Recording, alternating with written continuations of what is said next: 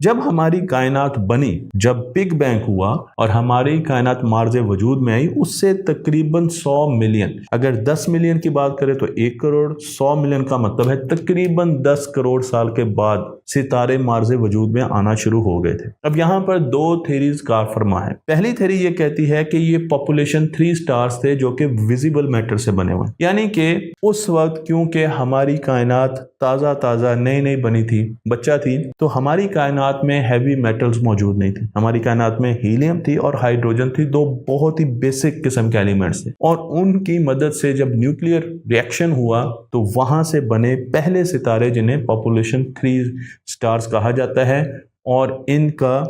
बनाने वाला जो एलिमेंट है वो हीलियम और हाइड्रोजन है। जबकि उसके बाद फिर आहिस्ता आहिस्ता वक्त के साथ neon, carbon, oxygen, silicon, iron, निकल, हैवी मेटल्स इन सितारों में बनना शुरू हो गए।